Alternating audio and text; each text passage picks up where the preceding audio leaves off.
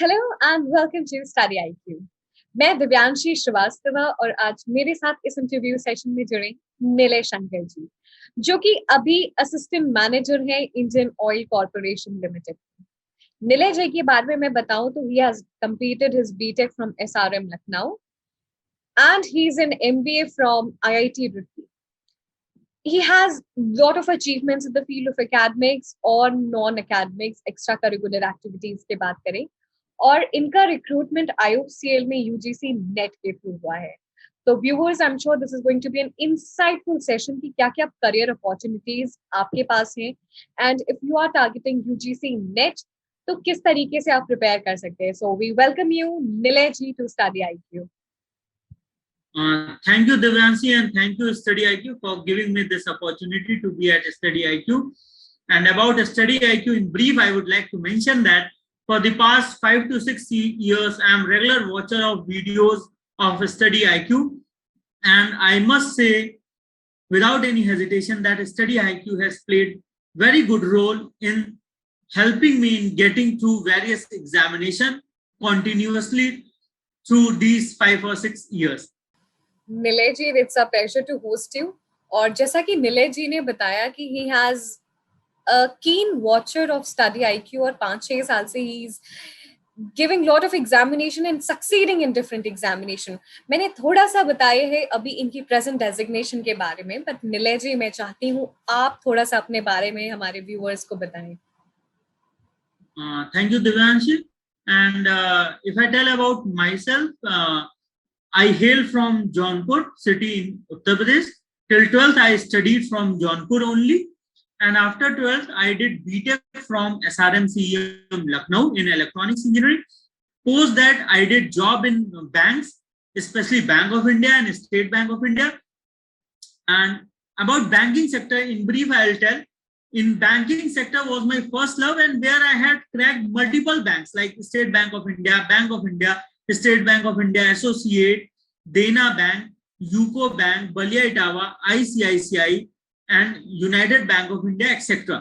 These banks I had cracked just after my BTech. And in BTech, I was placed in Tata Consultancy Services, and my branch in BTech was electronics engineering.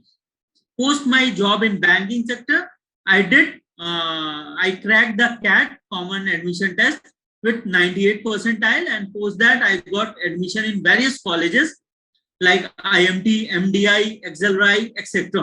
But I took admission in IIT Roorkee, and post my IIT Roorkee, I did post my IIT Roorkee MBA, where I thoroughly enjoyed. I attempted UGC NET examination, and in UGC NET, I cracked UGC NET, and post UGC NET, I applied for Indian Oil, and I got into Indian Oil on the basis of UGC NET score. Just to mention one fact that I have cracked UGC NET for 5 times, not just once, but 5 times. This was the brief academic background. Beside this, I was a student counselor in IIT Roorkee, as well as I was editor of magazine in IIT Roorkee, as well as in my BTech college. Apart from the fact that I usually write for Times of India and Business Standard also. So Nilay ji, it's wonderful to know about कि कितनी सारी achievement है, right from your BTech complete होने के बाद you have worked in 5 different banks. उसके बाद फिर you're also writing for different newspapers, so it's wonderful जिस तरीके से अपनी एनर्जी को एक पॉजिटिव डायरेक्शन में क्लियर किया है। निलय जी, हम जैसे बात कर रहे थे कि 5 times you have qualified UGC NET, which is really commendable. तो किस तरीके से आपने अपनी तैयारी को अप्रोच किया, और हम आपकी स्ट्रैटेजी के बारे में बात करेंगे।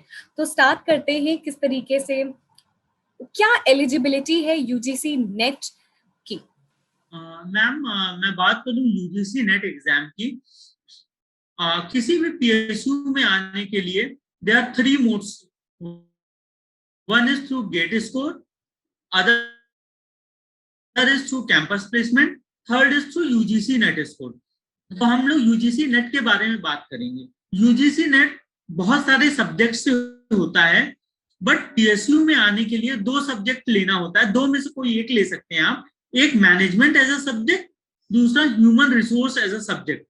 मैंने जो लिया था वो मैनेजमेंट एज अ सब्जेक्ट लिया था। डिफरेंट पीएसयू फॉर मैनेजमेंट और for human resource different vacancy लाती हैं, तो हम लोग अप्लाई करते हैं। नाउ अभी मैं प्रिपरेशन की बात करूं कि कैसे प्रिपेयर करें यूजीसी नेट के लिए विथ मैनेजमेंट एज ऑप्शनल और एचआर एज ऑप्शनल।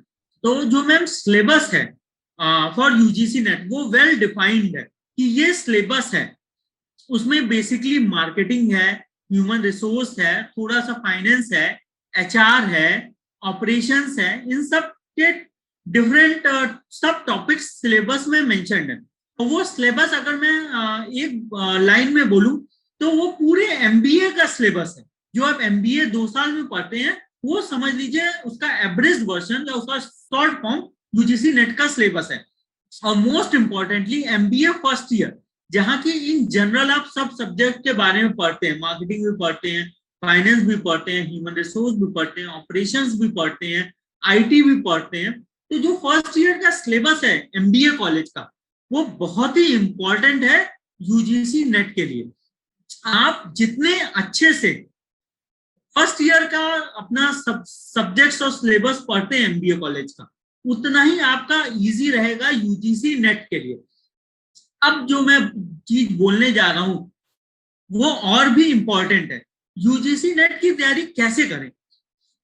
आपके पास 2 चीज होना चाहिए, एक तो सिलेबस आपके पास होना चाहिए, दूसरा आपके पास पास्ट ईयर पेपर्स होने चाहिए। तो पास्ट ईयर पेपर्स आपको वेबसाइट से मिल जाएंगे और ऑनलाइन भी मिल जाएंगे। नाउ देखिए, आप पास्ट ईयर का पेपर ले लीजिए और उसको सॉल्व कीजिए। उसमें जो जो क्वेश्चंस आए हैं वो क्वेश्चंस जिस टॉपिक से आए हैं वो टॉपिक आपको बहुत ही अच्छे से पढ़ना है, क्योंकि क्वेश्चन भले नहीं रिपीट हो, वो टॉपिक्स हमेशा रिपीट होते हैं। एग्जाम्पल के तौर पे मार्केटिंग में कॉन्सेप्ट है 4P का, प्रोडक्ट प्राइस प्रमोशन प्ले। तो ये जो कॉन्सेप्ट है हमें बहुत अच्छे से आना चाहिए, क्योंकि इस कॉन्सेप्ट से क्वेश्चन आएगा ही आएगा। तो हमें क्वेश्चन को देख के टॉपिक का नॉलेज होना चाहिए, ताकि फ्यूचर में जिस तरीके से क्वेश्चन है वैसे हम लोग आंसर कर पाए। सिलेबस को अच्छे से देखना है, पास्ट ईयर के पेपर्स को अच्छे से लगा लेना है, ताकि एक अच्छी ब्रीफ आइडिया मिल जाए किस तरीके से एग्जामिनेशन पैटर्न है। और जैसे आपने कहा कि 2 सब्जेक्ट बहुत इंपॉर्टेंट होता है इसके एलिजिबिलिटी के लिए, एक हो गया मार्केटिंग और दूसरा हो गया एचआर। तो जो भी एमबीए जिन्होंने कर रखा है they are only eligible for these subjects and it's और ये बहुत ही नोटिसेबल पॉइंट भी है, क्योंकि कई बार होता है कि we do not know actually, हमें बस लगता है कि जो बीटेक के बाद ही you can apply for different PSUs, but this is a great career option कि आप एमबीए के बाद भी you are perfectly eligible for different PSUs through UGC NET. In fact MBA के बाद में आने का फायदा ये होता है कि आपका लेट्स से टेक्निकल बैकग्राउंड भी है और मैनेजरियल बैकग्राउंड भी है, और किसी भी बिजनेस में technical as well as managerial knowledge दोनों की जरूरत होती है, और ज्यादा जरूरत तो मैनेजरियल नॉलेज की होती है। तो once you are BTech plus MBA then you are coming into PSU, you can handle job in a better way. You have wide range of knowledge, of finance की भी नॉलेज है, HR की भी knowledge है, marketing की भी knowledge है, plus BTech में आपको सिविल इंजीनियरिंग से है तो उसकी नॉलेज है, मैकेनिकल से है तो उसकी नॉलेज है। तो ये सब की आपके पास बहुत नॉलेज हो जाती है। इससे आप अपना जो रोल्स एंड रिस्पॉन्सिबिलिटी है जॉब में उसको बखूबी निभा पाते हैं। बहुत ही अच्छी बात आपने बोली कि जो भी जॉब्स के हैं मैनेजरियल बहुत जरूरी है, and when you are an MBA तो वो सोने पे सुहागा हो जाता है। नीले जी, अब हम बात करते हैं, क्योंकि हमारा यूजीसी नेट मार्केटिंग पे ज्यादा फोकस रहेगा, क्योंकि हम आपके एक्सपीरियंस से जानना चाहते हैं किस तरीके से आपने अपनी तैयारी को अप्रोच किया था। आपने कब सोचा कि यस आई, जैसे आपने बोला कि अगर कोई एस्पिरेंट है वो अपने 2 साल एमबीए अच्छे से करे तो उसको ज्यादा तैयारी की जरूरत नहीं है, तो आपने कब सोचा कि yes UGC net is the examination मुझे क्लियर करना है? मैम जब मैं एमबीए में गया तो मेरे को पता था कि यूजीसी नेट एक एग्जाम होता है जो कि पीएसयू के लिए है, और थ्रू माय सीनियर्स और थ्रू माय अदर कलीग्स मेरे को ये नॉलेज थी कि अगर फर्स्ट ईयर एमबीए बहुत अच्छे से करते हैं तो यूजीसी नेट में हेल्प मिलेगी। और यूजीसी नेट का सिलेबस बहुत रेडली अवेलेबल है ऑनलाइन, तो मैं सिलेबस और पास्ट ईयर पेपर्स डाउनलोड करके रखा था। तो जब भी मैं फर्स्ट ईयर में अपना सब्जेक्ट्स पढ़ता था तो मेरा फोकस होता था कि साइड बाय साइड जो कॉमन टॉपिक्स है उनको अच्छे से करें, और जो क्वेश्चंस आए हैं प्रीवियस ईयर यूजीसी नेट में उस ढंग से अपनी प्रिपरेशन चैनल करें, वो टॉपिक्स ज्यादा अच्छे से पढ़ें। तो ये मेरा focus in my first year of MBA ही रहा है कि डिफरेंट इंपॉर्टेंट कॉन्सेप्ट जो कि रिपीट होते ही होते हैं, जो कि आते ही आते हैं, जैसे पोर्टर का 5 फोर्सेस होता है मार्केटिंग में, एचआर के बहुत अच्छे अच्छे कॉन्सेप्ट्स हैं, मैकेंजी 7S है, हाइपोथेसिस है, काई स्क्वायर है, तो ये सब रिपीट होते हैं, let's say not every year तो अल्टरनेट ईयर। तो वो सब टॉपिक मैं फर्स्ट ईयर से ही अच्छे से पढ़ने लगा था, क्योंकि मैं प्रीवियस ईयर क्वेश्चन देखता था कि ये टॉपिक्स जो हैं, इन टॉपिक से क्वेश्चन एक साल आते हैं, नहीं तो तीसरे साल आते हैं, नहीं तो हर साल ही आ रहे हैं। तो ये फर्स्ट ईयर से ही मैं फोकस रखा था इस एग्जाम के लिए, यूजीसी नेट के लिए। नीले, अब हम एग्जामिनेशन पैटर्न पे आते हैं, पेपर 1 और पेपर 2। तो सबसे पहले हम पेपर 1 की तैयारी के बारे में बात करते हैं। पेपर 1 की मैं बात करूं तो पेपर 1 में जनरल एप्टीट्यूड आता है प्लस टीचिंग एबिलिटी आती है। जनरल एप्टीट्यूड में आता है मैथ आता है, इंग्लिश आता है, रीजनिंग आता है, थोड़ा सा जनरल अवेयरनेस आता है, प्लस टीचिंग एप्टीट्यूड आता है। तो इसकी तैयारी के लिए पहला स्तंभ है या फर्स्ट पिलर है न्यूज़पेपर। आपको न्यूज़पेपर पढ़ना ही पढ़ना है। न्यूज़पेपर से क्या होता है, आपकी इंग्लिश भी अच्छी होती है, आपका जनरल एबिलिटी भी अच्छी होती है, जनरल अवेयरनेस भी अच्छी होती है। तो न्यूज़पेपर तो पढ़ना ही पढ़ना है। प्लस न्यूज़पेपर के अलावा टीचिंग एप्टीट्यूड की अलग से बुक्स आती हैं, डिफरेंट पब्लिकेशन की, ट्रूमैन की आती है, अरिहंत की आती है, आप वो ले सकते हैं। Plus teaching aptitude questions is more about your logical ability, your thinking power. तो आप बुक पढ़िए, प्लस अपने को अवेयर रखिए, थोड़ा न्यूज़पेपर पढ़िए, गवर्नमेंट की स्कीम पे ध्यान दीजिए जो कि टीचिंग एजुकेशन सेक्टर में फोकस है, तो आपका टीचिंग एप्टीट्यूड निकल जाएगा। प्लस एक बुक आपको फंडामेंटल लेके पढ़ना होगा, प्लस पास्ट ईयर का आप पेपर्स निकालिए, उसमें देखिए जैसे क्वेश्चन आए हैं वो लगाइए। और रही बात मैथ्स की, तो मैथ्स बहुत सिंपल आती है, 10 तक की आती है। आप 10 तक की एनसीईआरटी पढ़ सकते हैं उसके लिए, या तो एक क्वांटम कैट की बुक आती है, आप उसका भी बेसिक सॉल्व कर सकते हैं मैथ के लिए। इंग्लिश बहुत इंपॉर्टेंट है, और इंग्लिश के लिए आप न्यूज़पेपर से पढ़ सकते हैं, या इंग्लिश की रीडिंग कॉम्प्रिहेंशन की कोई आप बुक लीजिए, कैरियर लॉन्चर की ले लीजिए, टाइम की ले लीजिए, स्टडी आईक्यू की ले लीजिए, आप जिसमें भी कंफर्टेबल है वो आप ले लीजिए। प्लस रीजनिंग भी आप सिमिलरली सॉल्व कर सकते हैं। तो paper 1 is very easy, just it requires your practice in different subjects.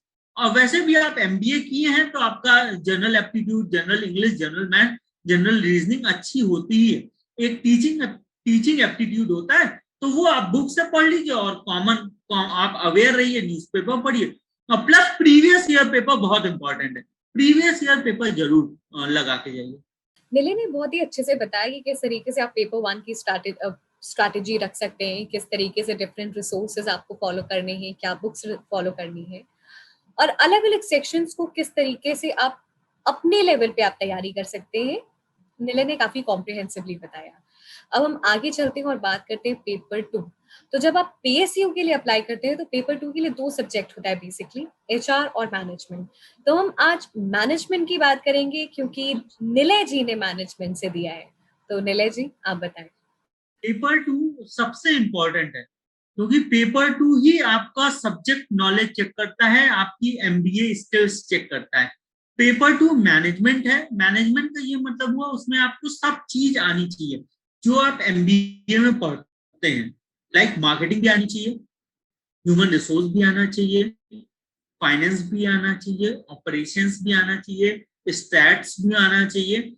Different subject की फंडामेंटल नॉलेज बहुत अच्छी होनी चाहिए, जिसे कहते हैं कॉन्सेप्ट पे पकड़ अच्छी होनी चाहिए। तो कॉन्सेप्ट पे पकड़ अच्छी होने के लिए आपको अच्छी बुक पढ़ना पड़ेगा।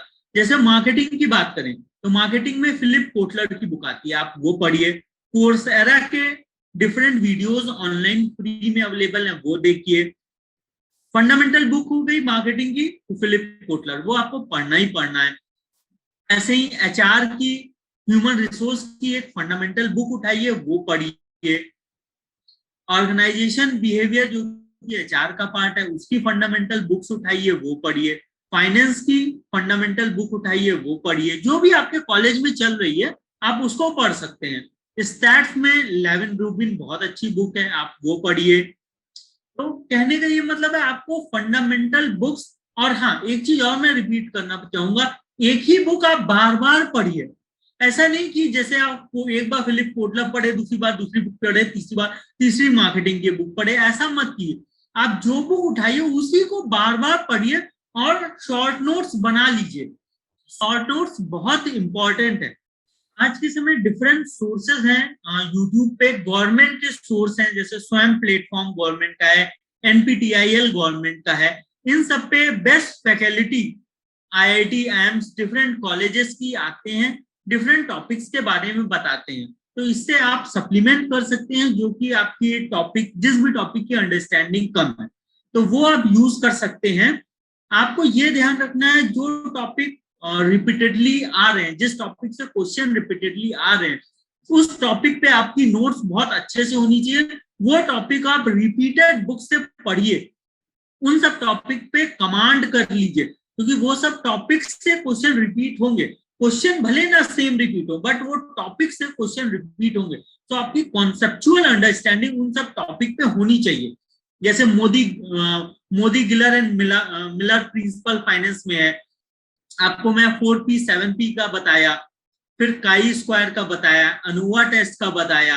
तो ये सब बहुत, मैकेंजी 7S है, बुक्स एंड ऑथर है, 6 सिग्मा कॉन्सेप्ट है। तो ये सब बहुत बेसिक चीज है जिससे क्वेश्चन रिपीट ही होते हैं। आप जब प्रीवियस 5 ईयर के पेपर्स सॉल्व करेंगे, आपको समझ आ जाएगा कि कौन सा टॉपिक हाई यील्डिंग टॉपिक है।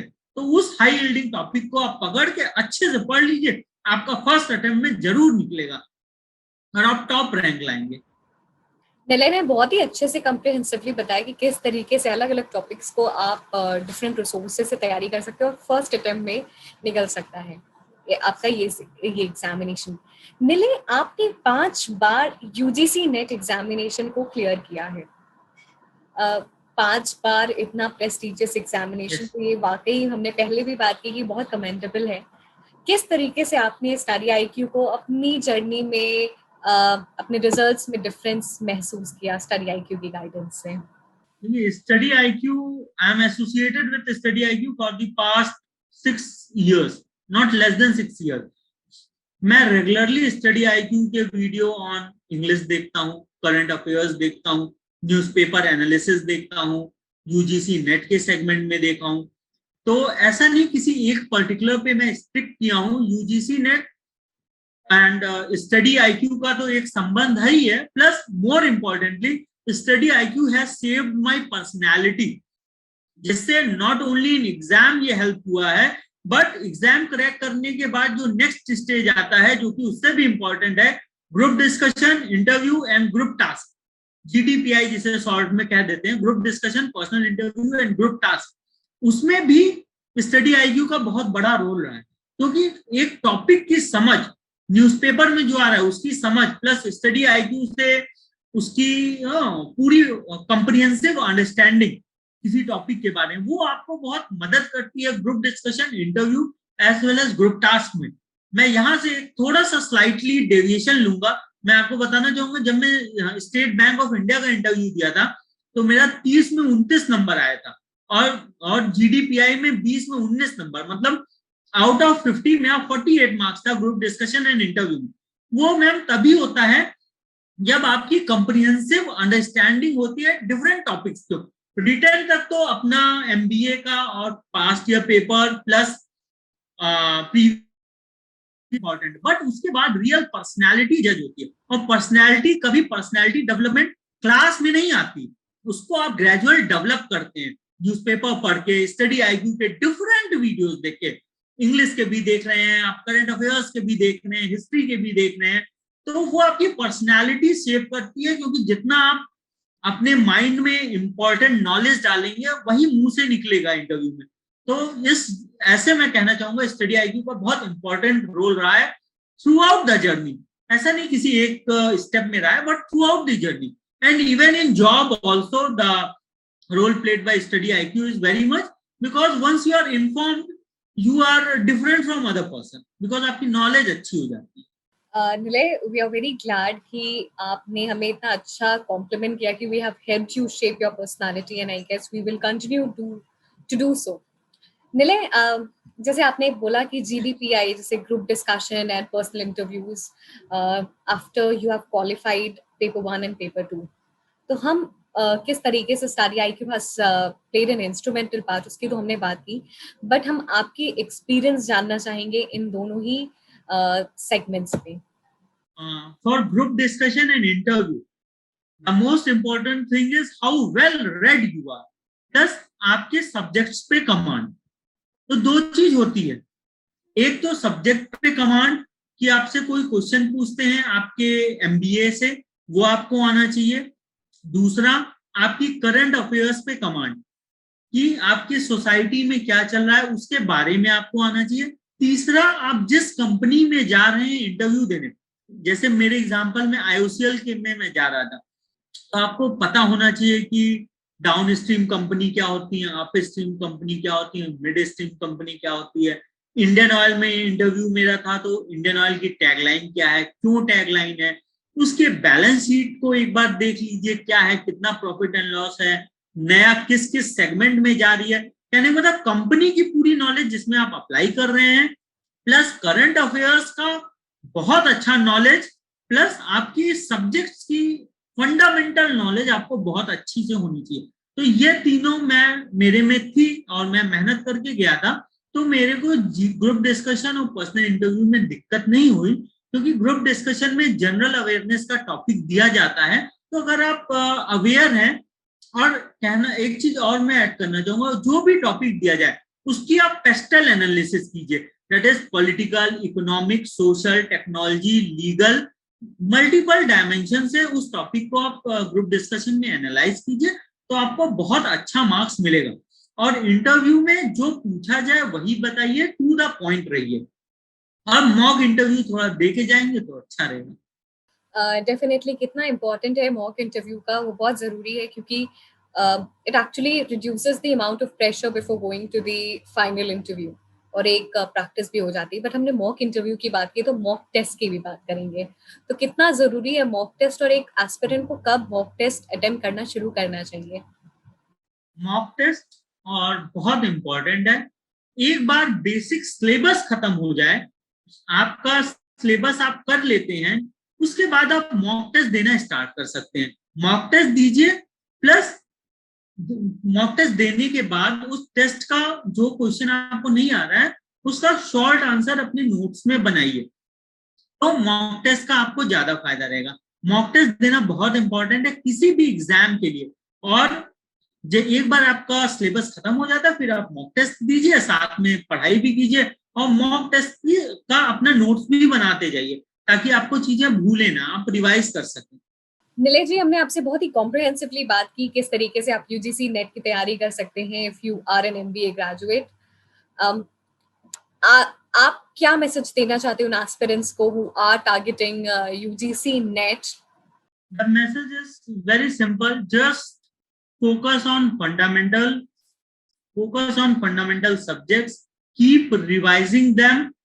Also, don't stop reading newspaper. Keep reading newspaper. Keep reading your fundamental books. Also, do take part in co-curricular and extracurricular activities as it shapes your personality. तो ये तीनों चीज करते रहिए, और आपका जरूर UGC नेट निकलेगा, और आपका जरूर PSU आपको निकालेंगे. Thank you so much Nilesh Shankar ji, हमारे साथ जुड़ने के लिए, अपना एक्सपीरियंस शेयर करने के लिए. एंड मुझे लगता है जितने भी एस्पिरेंट हैं who are going to target UGC NET with the subject as management, and वो बहुत ही अपने आप को इनलाइटन महसूस करेंगे, and it will be a very guiding star in their preparation. Thank you so much, and we wish you all the best for your future. Thank you. Thank you very much.